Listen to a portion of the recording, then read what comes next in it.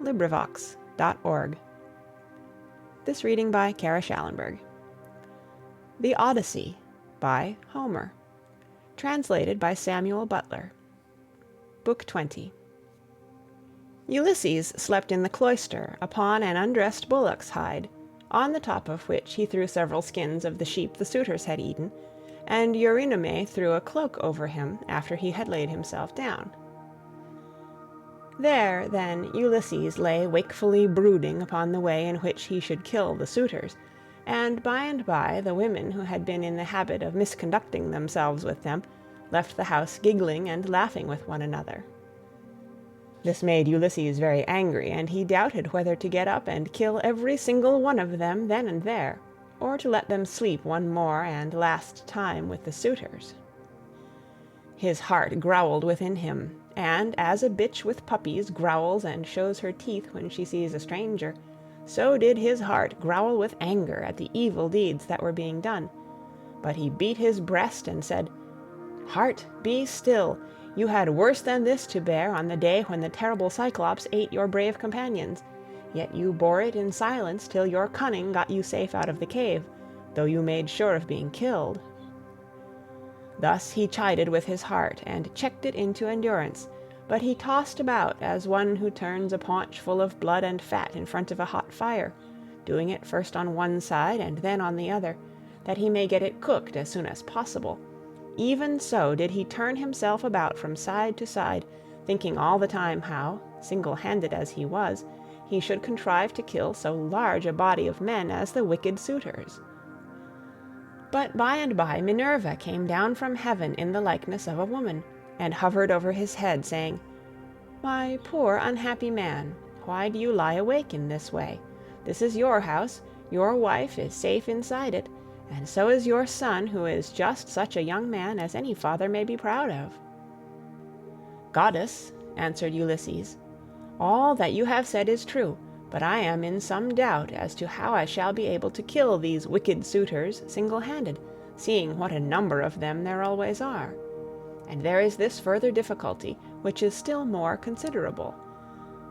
Supposing that with Jove's and your assistance I succeed in killing them, I must ask you to consider where I am to escape to from their avengers when it is all over."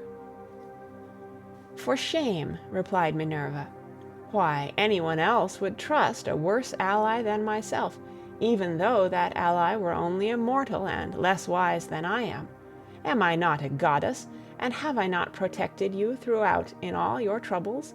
I tell you plainly that even though there were 50 bands of men surrounding us and eager to kill us, you should take all their sheep and cattle and drive them away with you. But go to sleep. It is a very bad thing to lie awake all night, and you shall be out of your troubles before long." As she spoke, she shed sleep over his eyes, and then went back to Olympus. While Ulysses was thus yielding himself to a very deep slumber that eased the burden of his sorrows, his admirable wife awoke, and, sitting up in her bed, began to cry. When she had relieved herself by weeping, she prayed to Diana, saying, "Great goddess Diana, daughter of Jove, drive an arrow into my heart and slay me, or let some whirlwind snatch me up and bear me through paths of darkness, till it drop me into the mouths of overflowing Oceanus, as it did the daughters of Pandareus." The daughters of Pandareus lost their father and mother, for the gods killed them, so they were left orphans. But Venus took care of them, and fed them on cheese, honey, and sweet wine. Juno taught them to excel all women in beauty of form and understanding. Diana gave them an imposing presence, and Minerva endowed them with every kind of accomplishment. But one day when Venus had gone up to Olympus to see Jove about getting them married, for well does he know both what shall happen and what not happen to everyone, the storm winds came and spirited them away to become handmaids to the dread Erinyes. Even so I wish that the gods who live in heaven would hide me from mortal sight, or that fair Diana might strike me, for I would fain go even beneath the sad earth if I might do so still looking towards Ulysses only, and without having to yield myself to a worse man than he was.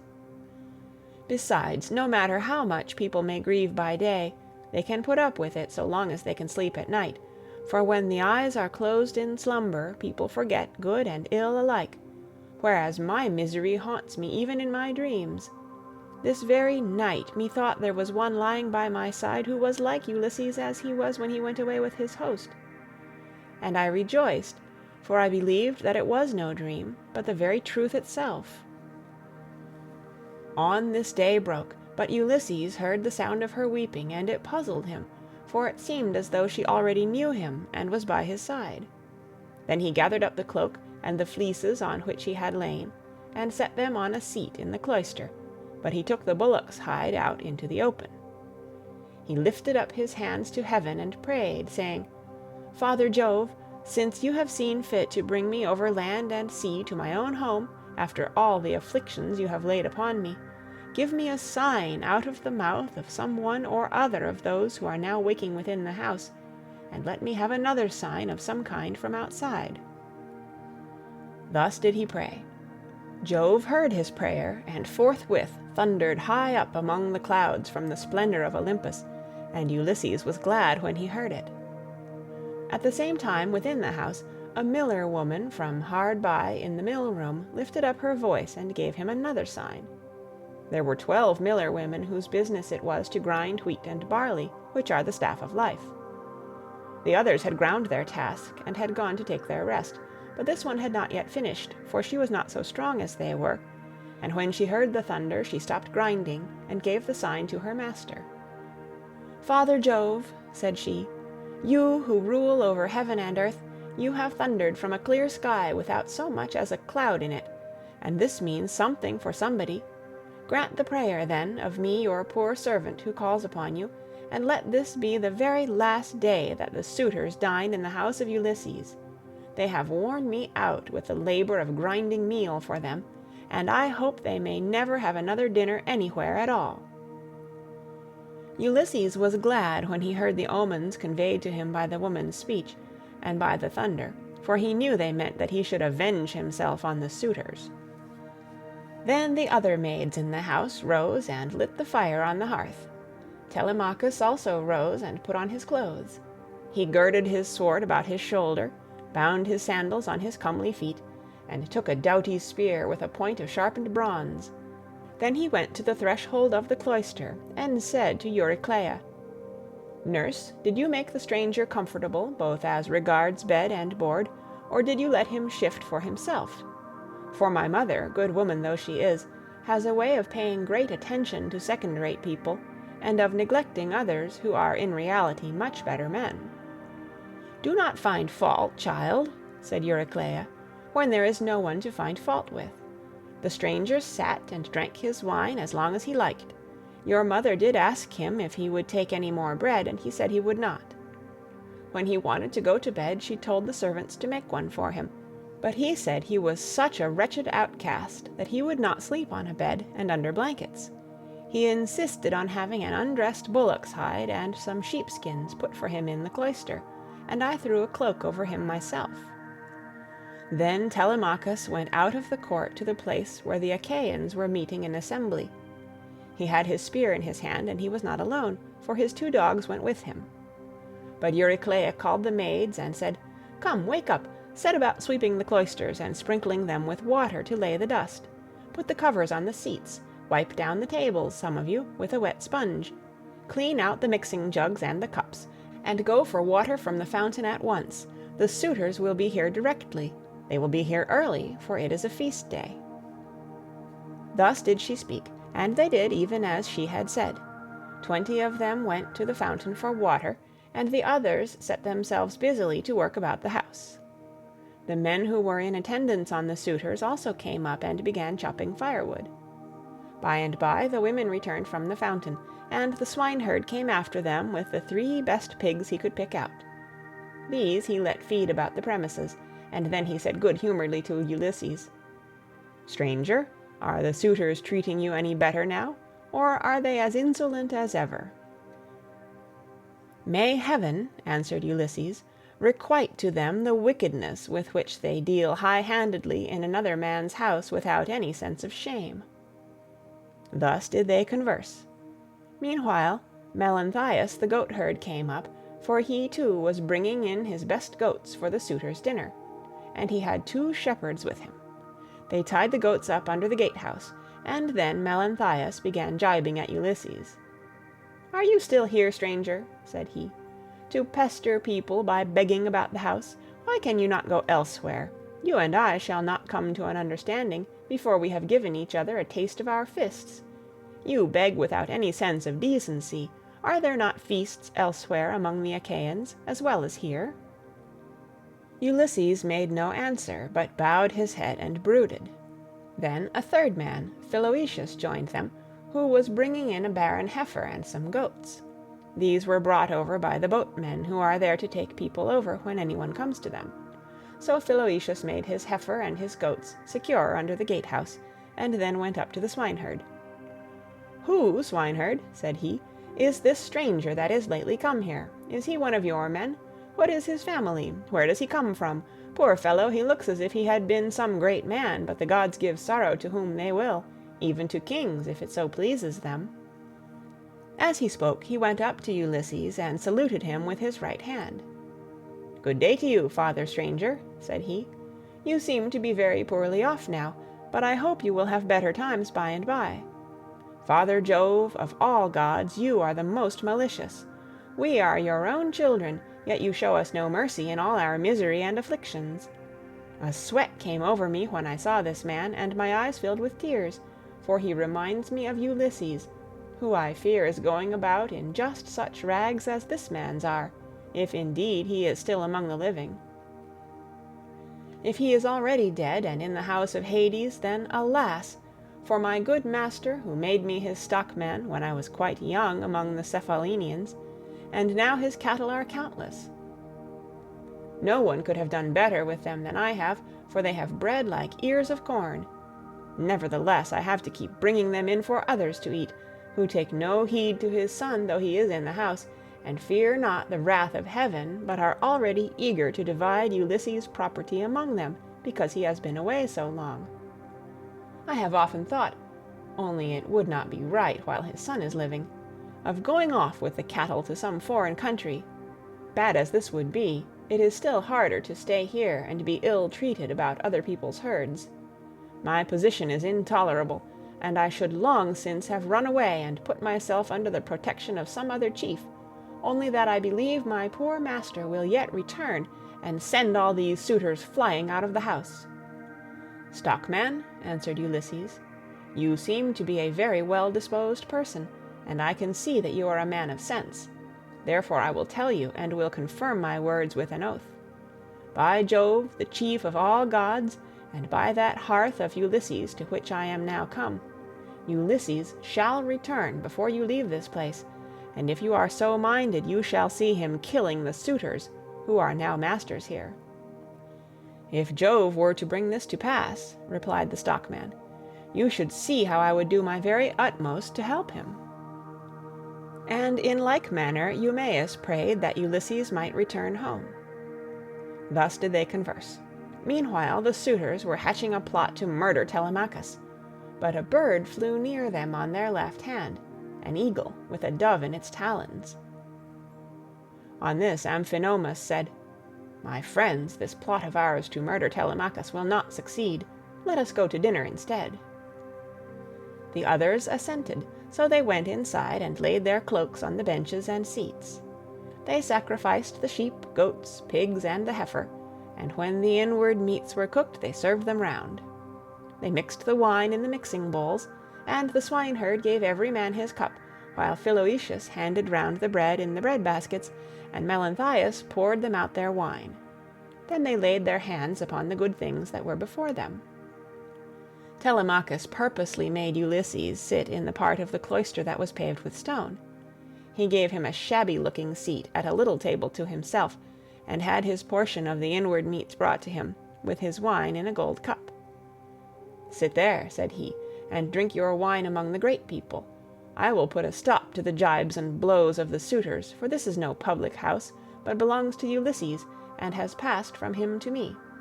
Therefore, suitors, keep your hands and your tongues to yourselves, or there will be mischief." The suitors bit their lips and marveled at the boldness of his speech. Then Antinous said, "We do not like such language, but we will put up with it, for Telemachus is threatening us in good earnest. If Jove had let us, we should have put a stop to his brave talk ere now." Thus spoke Antinous, but Telemachus heeded him not. Meanwhile the heralds were bringing the holy hecatomb through the city, and the Achaeans gathered under the shady grove of Apollo. Then they roasted the outer meat, drew it off the spits, gave every man his portion, and feasted to their heart's content. Those who waited at table gave Ulysses exactly the same portion as the others had, for Telemachus had told them to do so. But Minerva would not let the suitors for one moment drop their insolence, for she wanted Ulysses to become still more bitter against them. Now there happened to be among them a ribald fellow, whose name was Ctesippus, and who came from Same. This man, confident in his great wealth, was paying court to the wife of Ulysses, and said to the suitors, "Hear what I have to say. The stranger has already had as large a portion as anyone else. This is well, for it is not right nor reasonable to ill-treat any guest of Telemachus who comes here. I will, however, make him a present on my own account, that he may have something to give to the bathwoman, or to some other of Ulysses' servants." As he spoke he picked up a heifer's foot from the meat basket in which it lay, and threw it at Ulysses, but Ulysses turned his head a little aside and avoided it, smiling grimly Sardinian fashion as he did so, and it hit the wall, not him. On this Telemachus spoke fiercely to Ctesippus. "It is a good thing for you," said he, "that the stranger turned his head so that you missed him. If you had hit him I should have run you through with my spear, and your father would have had to see about getting you buried rather than married in this house. So let me have no more unseemly behavior from any of you, for I am grown up now to the knowledge of good and evil, and understand what is going on, instead of being the child that I have been heretofore. I have long seen you killing my sheep and making free with my corn and wine. I have put up with this, for one man is no match for many, but do me no further violence. Still, if you wish to kill me, kill me. I would far rather die than see such disgraceful scenes day after day, guests insulted, and men dragging the women servants about the house in an unseemly way." They all held their peace, till at last Agelaus, son of Damastor, said, "No one should take offence at what has just been said, nor gainsay it, for it is quite reasonable. Leave off, therefore, ill-treating the stranger or any one else of the servants who are about the house. I would say, however, a friendly word to Telemachus and his mother, which I trust may commend itself to both. As long, I would say, as you had ground for hoping that Ulysses would one day come home, no one could complain of your waiting and suffering the suitors to be in your house. It would have been better that he should have returned, but it is now sufficiently clear that he will never do so. Therefore talk all this quietly over with your mother, and tell her to marry the best man, and the one who makes her the most advantageous offer. Thus you will yourself be able to manage your own inheritance, and to eat and drink in peace, while your mother will look after some other man's house, not yours." To this Telemachus answered, "By Jove, Agelaus, and by the sorrows of my unhappy father, who has either perished far from Ithaca, or is wandering in some distant land, I throw no obstacles in the way of my mother's marriage. On the contrary, I urge her to choose whomsoever she will, and I will give her numberless gifts into the bargain. But I dare not insist point blank that she shall leave the house against her own wishes. Heaven forbid that I should do this." Minerva now made the suitors fall to laughing immoderately, and set their wits wandering, but they were laughing with a forced laughter. Their meat became smeared with blood, their eyes filled with tears, and their hearts were heavy with forebodings. Theoclymenus saw this, and said, "Unhappy men, what is it that ails you? There is a shroud of darkness drawn over you from head to foot, your cheeks are wet with tears, the air is alive with wailing voices, the walls and roof beams drip blood, the gate of the cloisters and the court beyond them are full of ghosts, trooping down into the night of hell. The sun is blotted out of heaven, and a blighting gloom is over all the land." Thus did he speak, and they all of them laughed heartily. Eurymachus then said, This stranger who has lately come here has lost his senses. Servants, turn him out into the streets, since he finds it so dark here." But Theoclymenus said, "Eurymachus, you need not send anyone with me. I have eyes, ears, and a pair of feet of my own, to say nothing of an understanding mind. I will take these out of the house with me, for I see mischief overhanging you, from which not one of you men who are insulting people and plotting ill deeds in the house of Ulysses will be able to escape." He left the house as he spoke, and went back to Piraeus, who gave him welcome, but the suitors kept looking at one another and provoking Telemachus by laughing at the strangers.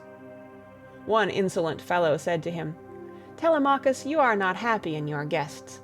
First you have this importunate tramp, who comes begging bread and wine, and has no skill for work or for hard fighting, but is perfectly useless. And now here is another fellow who is setting himself up as a prophet. Let me persuade you, for it will be much better to put them on board ship and send them off to the Sicels to sell for what they will bring." Telemachus gave him no heed, but sat silently watching his father, expecting every moment that he would begin his attack upon the suitors. Meanwhile the daughter of Icarius, wise Penelope, had had a rich seat placed for her facing the court and cloisters, so that she could hear what every one was saying. The dinner indeed had been prepared amid much merriment. It had been both good and abundant, for they had sacrificed many victims. But the supper was yet to come, and nothing can be conceived more gruesome than the meal which a goddess and a brave man were soon to lay before them, for they had brought their doom upon themselves. End of Book 20. Read by Kara Schallenberg, www.kray.org, on October 4th, 2006, in Oceanside, California.